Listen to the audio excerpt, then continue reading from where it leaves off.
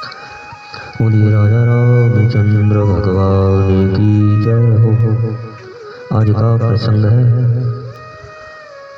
दुई वरदान भूप सन थाती, मांगम आज जुड़ावम छाती। वह दो वरदान कौन से थे राजा दशरथ जी के पास धरोहर के रूप में कैकई के? क्या कारण था कि कैकई ने अपना हाथ रथ के धुरे की जगह लगा दिया और हाथ का कुछ भी नहीं बिगड़ा? श्री राम जी का अवतार तो पापियों का अंत करने को ही हुआ था, फिर कैकई को क्यों कलंक लगा? राजा दशरथ जी के 4 पुत्र थे, पर अंत समय में उनके पास एक पुत्र भी ना था। किसने दिया था महाराज दशरथ जी को श्राप कि पुत्र शोक में ही तुम्हारी मृत्यु होगी? यही प्रसंग सुनाने जा रहे हैं। आशा करते हैं आप इसे अवश्य ही पसंद करेंगे। यह प्रसंग श्री आनंद रामायण सारकांड प्रथम सर्ग से लिया गया है।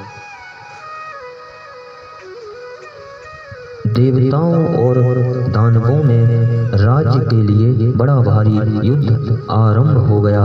उस युद्ध में यह आकाशवाणी हुई कि जिसके पक्ष में अयोध्यापति राजा दशरथ जी होंगे उसी की विजय होगी।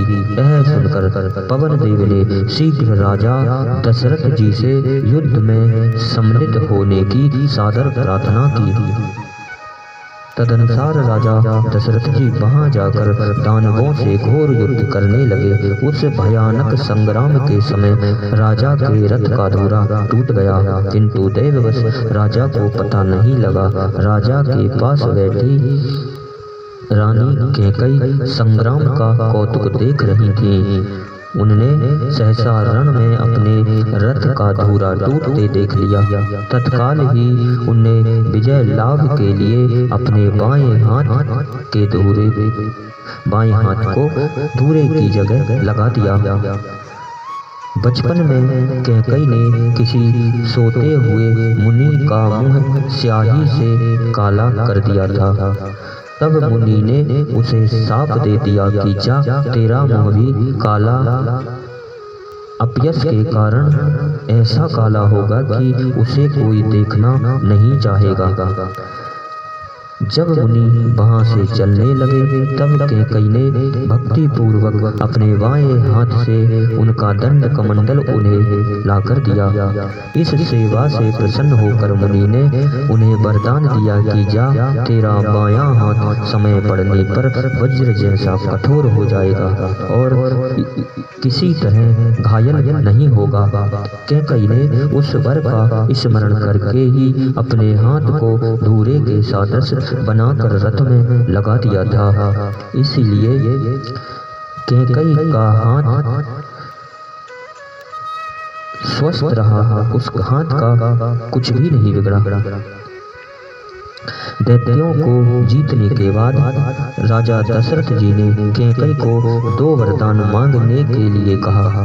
तब कैकई ने कहा कि जब मैं मांगूंगी तब आप मुझे मेरे 2 वरदान दे देना।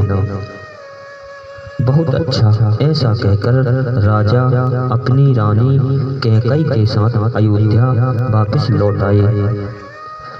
एक दिन राजा दशरथ जी शिकार खेलने के लिए सरयू के किनारे गहन वन में जा पहुँचे। उसी समय श्रवण कुमार अपने बूढ़े अंधे माता पिता को कांवर में बिठाकर कांधे पर उठाए हुए उस वन मार्ग से काशी चले जा रहे थे। तभी वृद्ध माता पिता ने अपने पुत्र से जल पिलाने को कहा। उनकी आज्ञा पाते ही श्रवण कुमार कांवर को जल के किनारे रख तथा घड़े को टेढ़ा करके जल भरने लगे। तो उस घड़े के शब्द को सुनकर उस घड़े से जानवर के जैसी आवाज निकली। उस शब्द को सुनकर महाराज दशरथ जी ने शब्दवेदी बाण चला दिया और उसी बाण के चलते ही वह बाण श्रवण कुमार के हृदय में जाके लगा। और श्रवण कुमार जल में गिर जाते हैं। हाय मुझ निरपराध को किसने मारा, ऐसा चिल्लाकर श्रवण कुमार जब धड़ाम से जल में गिर पड़े। यह सुनकर राजा दशरथ जी घबरा कर उठकर और दौड़कर वहां गए। उसको जल से बाहर निकालकर उसके मुंह से सारा वृत्तांत सुना तो भैंसे कांपते हुए राजा ने उस वैश्य बालक के शरीर से बाण निकाला। मेरे माता पिता प्यासे हैं, उन्हें जल पिला देना, ऐसा कहकर श्रवण कुमार ने अपने प्राण त्याग दिए। दशरथ जी जल पिलाने को उन अंधे माता पिता के पास गए। राजा के मुख से पुत्र मरण की बात सुनकर वे दोनों अंधे माता पिता अतिशय विलाप करने लगे और राजा से चिता बनवाकर पुत्र के साथ जलकर वे परलोक सिधार गए।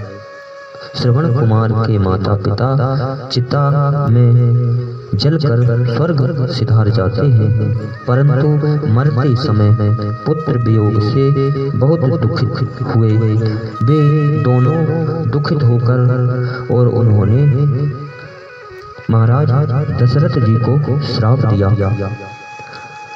अंधे माता पिता ने राजा दशरथ को यह शाप देते हुए कहा कि जैसे हम दोनों पुत्र शोक से मर रहे हैं, वैसे ही तुम भी पुत्र शोक से ही मरोगे।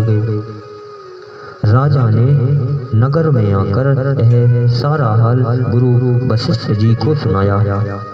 वशिष्ठ जी ने राजा की दोष निवृत्ति के लिए राजा से यज्ञ आदि दान पुण्य कराए। आखिर श्रवण कुमार के माता पिता का वह श्राप खाली नहीं गया। यही कारण था कि राजा दशरथ जी ने भी पुत्र शोक में ही अपने प्राणों को त्याग दिए। इन्हीं शब्दों के साथ बोलिए श्री रामचंद्र भगवान की जय हो।